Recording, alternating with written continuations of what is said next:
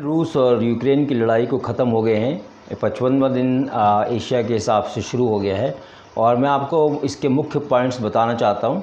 इस 54 दिनों के पॉइंट्स में आज 54वें दिन में क्या हो रहा है।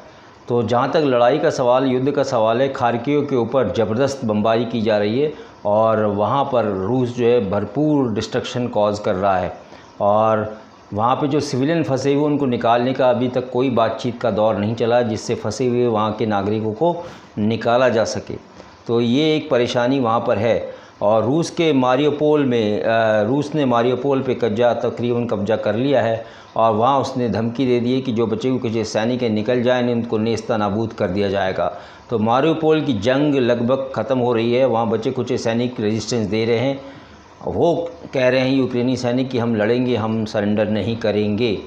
और आपको ये भी बता दूं कि डोनबास के एरिया के ऊपर ज़बरदस्त हमला रूस ने कल से करना शुरू कर दिया है और वहाँ पर जो है ईस्टर्न जो यूक्रेन है उसके ऊपर कब्जा करने की बातचीत चल रही है, जिसके अंदर डोनबास का इलाका आता है और ये इलाका रूस के साथ कंटिन्यूसली जुड़ा हुआ है।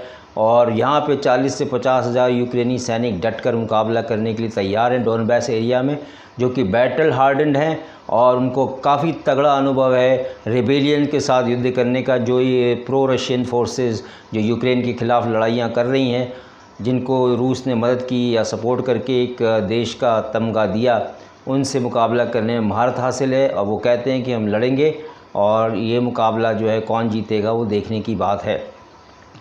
दूसरा एक और पता चला जाए कि वहाँ पे उस इलाके में रूसी मिलिट्री ने जो है 2 ब्रिटिश लड़ाकों को पकड़ा है। उनका उसके पास डिटेल मिल गया, उनके पास आइडेंटिटी कार्ड है और बाकी और डिटेल उसके पास हैं। और वो कहता है कि मैं वॉलंटियर्स हूँ, लड़ने के लिए आया था, यूक्रेन की तरफ से मैं लड़ाई लड़ रहा था। जहाँ तक सिविलियन की बात है, वहाँ पे UNHRC ने ये खबर दी है कि 50 लाख के करीब सिविलियन जो है यूक्रेन छोड़ के विभिन्न देशों में शरणार्थी की हैसियत से चले गए हैं। 50 लाख एक बहुत बड़ा फिगर होता है। UNHRC ने ये डिटेल दिया है, तो आप समझ सकते हैं कि क्या हालत है। जहाँ तक डिप्लोमेटिक इश्यूज़ का सवाल है, जो मुख्य मुद्दे पॉइंट हैं, उसमें ये देखा गया है कि पोप फ्रांसिस ने जो ईस्टर मनाया इतवार के दिन, और उसने कहा कि ये ईस्टर ऑफ वॉर है। उसने कहा ये बेफिजूल की लड़ाई रूस और यूक्रेन के बीच हो रही है, ये पुतिन की दादागिरी से हो रही है। पुतिन को चाहिए लड़ाई तुरंत बंद करे और लाखों सिविलियन के जीवन से ना खेले, जो कि ऑलरेडी कई हज़ार सिविलियन वहाँ पे मर चुके हैं। तो पोप जॉन पॉल ने ये बात की है।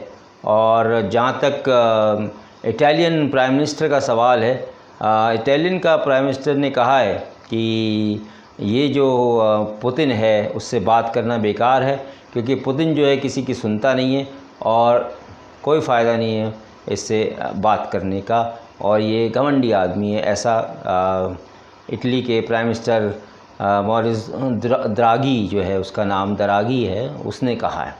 तो वो बात नहीं करना चाहता है, पुतिन से बात नहीं करना चाहता, समय बेकार नहीं करना चाहता। अब जहाँ तक जेनोसाइड की बात है, आपको मैं बता दूं कि जेलेंस्की ने कहा है कि जो यहाँ पर जेनोसाइड हुआ यूक्रेन का, वो फ्रांस के राष्ट्रपति मैक्रोन खुद आके देखें। जैसे कि ब्रिटिश प्राइम मिनिस्टर आए थे, वैसे आप आएँ और इसको देखें, तब आपको पता चलेगा कि किस तरह का जेनोसाइड यहाँ पे हुआ है और आपको भी फर्स्ट हैंड इन्फॉर्मेशन मिलेगी। तो ये एक न्योता जेलेंस्की ने मैक्रोन को दिया है। और अगला पॉइंट जो इसके डिप्लोमेटिक में है कि रूस ने जो है विदेशी एजेंटों को नॉमिनेट किया, एक लिस्ट बनाई है उसने, जो गद्दारों की लिस्ट कहता है रूस, जिसमें 9 जो है जर्नलिस्ट ऐसे शामिल हैं जिनको वो विदेशी एजेंट बताता है और उनका नाम ब्लैक लिस्ट में रखा है। उनके साथ क्या कार्रवाई होती है, क्या उनकी हत्या की जाती है या उनको जेल में सड़ाया जाता है, ये अब समय पर पता चलेगा, लेकिन रूस ने उनको आइडेंटिफाई किया है। जहाँ तक इकोनॉमिक फ्रंट की बात है, जेलेंस्की ने इंटरनेशनल मॉनेटरी फ़ंड से बात की है, उसके अध्यक्ष से, और ये विचार विमर्श किया है कि आगे आने वाले टाइम के ऊपर जब लड़ाई रुक जाती है या बंद हो जाती है या कोई समझौता होता है या जो भी होता है, निर्णय होता है लड़ाई का, तो कैसे रिकन्स्ट्रक्शन होगा यूक्रेन का और किस तरह से जो है इंटरनेशनल मॉनेटरी फ़ंड उसकी मदद करेगा यूक्रेन की। और साथ ही साथ ये भी बातचीत हुई है कि लड़ाई के बाद इकोनॉमिक स्टेबिलिटी कैसे की जाएगी यूक्रेन की, किस तरह जो है यूक्रेन वापस संभलेगा और इकोनॉमिक स्टेबिलिटी बनाकर जो है अपने देश का रिकन्स्ट्रक्शन या नवनिर्माण करेगा। तो ये अभी तक के मुख्य मुद्दे थे जो कि 54वें दिन के थे। आगे जो भी पॉइंट्स आएंगे या जो खबरें आएंगी आपको मैं स्थिति की जानकारी देता रहूँगा।